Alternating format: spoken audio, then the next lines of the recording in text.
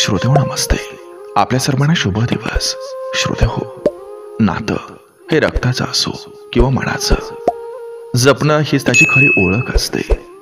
काही माणसं आपल्या जीवनात देवाच्या आशीर्वादासारखी येतात, कारण नशिबानच ते आपल्याला भेटत असतात. ते न मागता आपली काळजी घेतात, आपल्या दुःखात साथ देतात आणि आनंदात नकळत सामील होतात. अशा माणसांचं अस्तित्व म्हणजे आपल्या जीवनाची शिदोरी असते. आजच्या धावपळीच्या जगात स्वार्थीपण इतकं पसरले की निस्वार्थ प्रेम, आपुलकी आणि साथ हे फार दुर्मिळ झाले. म्हणून श्रोतेहो, जी माणसं तुमच्यासाठी वेळ देतात ना, तुमच्या भावना समजून घेतात ना, तुमचं अस्तित्व जपतात ना, त्यांचं मूल्य समजून घ्या. माणसं जपा. कारण श्रोतेहो, शेवटी आयुष्य हे नात्याने सुंदर होत असतं. सामान्य माणूस असो किंवा खास माणूस असो, जर त्याचं मन हे तुमच्यासाठी निर्मळ आहे तर तो माणूस कधीही छोटा नसतोय.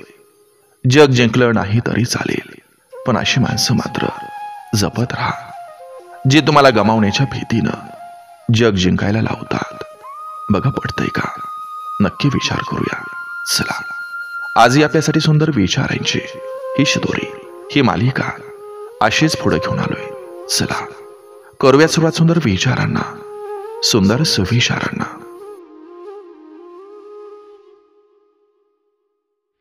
आशा म्हणजे अंधारातली मेणबत्ती. ती आपल्याला अंधार नाहीसा करेल असं नाही सांगत, पण पुढे जाण्याचा मार्ग दाखवते.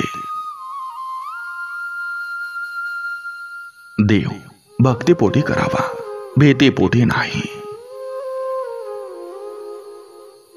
जीवनात ज्या व्यक्तीनं आपल्याला पुढे जाण्याचे चाल दिले, त्याला कधीही कमी लेखू नका. तुमच्यापेक्षा जास्त कुवत असूनही तो फक्त तुमच्यासाठी मागे थांबलेला असतो, याची जाणीव ठेवा. मागून घेतलेल्या गोष्टीचा आनंद नसतो, न मागता मिळालेल्या गोष्टीचा परमानंद असतो.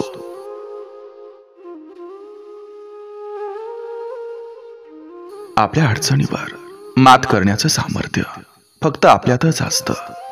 इतरांकडं केवळ सल्ले असतात.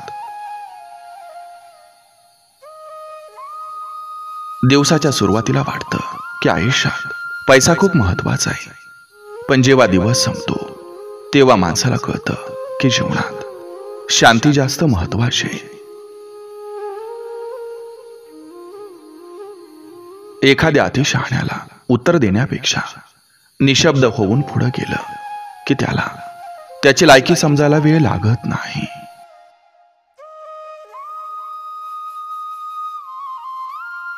काही लोकांना सांभाळून घेता घेता त्यांच्यापासून आपल्यालाच सांभाळून राहायची वेळ कधी आली हेच कळत नाही.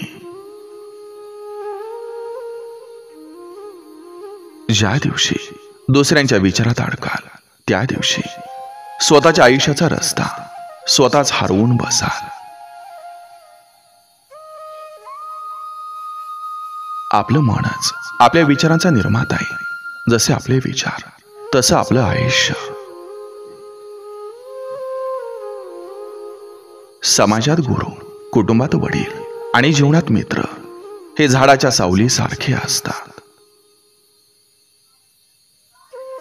कुणालाही न दुखावता जगणं याच्या इतकं सुंदर कर्म जगात दुसरं कोणतंच नाही. आणि ज्याला हे कळलं त्याला वेगळं पुण्य कमावण्याची गरज ही कधीच नाही.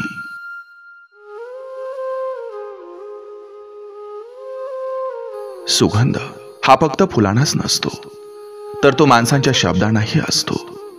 फक्त तो पसरवता आला पाहिजे. सेवा सगळ्यांची करा, पण अपेक्षा कोणाकडूनही करू नका. कारण सेवेची खरी परतफेड परमेश्वरच करू शकतो, माणूस नाही. आपल्याला आधी वाटायचं की लोक शपथ घेऊन खरं बोलत असतील, पण आता कळतं की लोक खोटं बोलण्यासाठीच शपथ घेतात.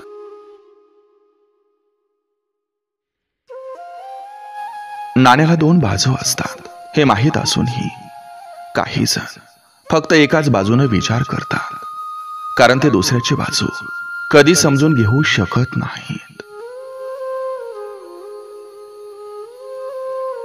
अहंकार ही अशी गोष्ट आहे जी कितीही चुका झाल्या तरी आपण चुकलो हे कधीच मान्य करू देत नाही. आपण त्यांना कधीच बदलू शकत नाही ज्यांना स्वतःच्या चुकांची जाणीव कधी होत नाही. मनाचं एक बरं असतं, ते काही बोलत नाही पण त्याचं म्हणणं खरं असतं.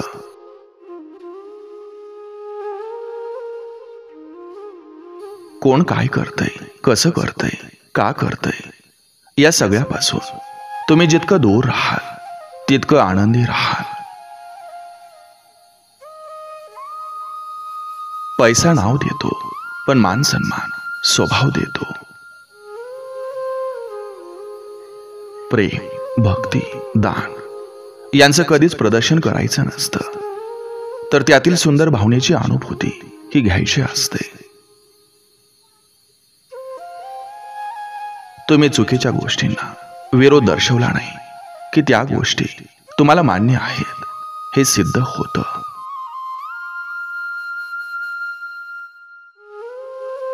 पत्नीच्या कष्टाची जाणीव प्रत्येक अन्नाचा घास घेताना असावी आणि पतीच्या कष्टाची जाणीव प्रत्येक पैसा खर्च करताना राहावी. दोघेही कमावणारे असले तर एकमेकाला समजून घेण्याची प्रवृत्ती ही असावी, म्हणजे संसार सुखी होत असतो.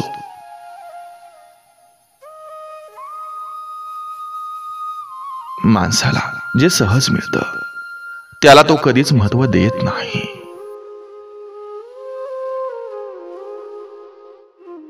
नको वाटणारा निर्णय घेण्याची जेव्हा पाळी स्वतःवरच येते तेव्हा स्वतःशी संघर्ष सुरू होतो. जर पैशांमध्येच सुख असतं तर गोळ्या खाऊन झोपायची वेळ ही करोडपतीवर आली नसते. समोरचा धूर्त आणि चला काय म्हणून मैदान सोडायचं नसतं, उलट त्याच्याकडून 4 गोष्टी शिकून त्याच्यावरच मात करायची असते. रूप आणि रुपया यावर कधीच गर्व नाही करायचा, कारण गरिबी आणि आजार कधी सांगून येत नाही. अति बडबड आणि अति गडबड हे अर्धवट प्रगतीचं लक्षण असतं.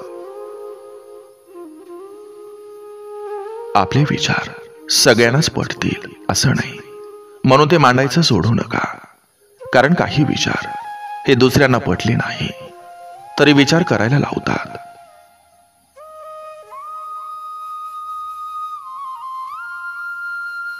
संभाषणातूनच आयुष्याच्या समस्यावर योग्य तो मार्ग निघत असतो. हे जग ज्यानं बनवले त्याला ते कसं चालवायचं हे चांगलं माहीत आहे, म्हणून जगातली सर्वात मोठी शक्ती म्हणजे विश्वास, जो कधीच ढळू देऊ नका.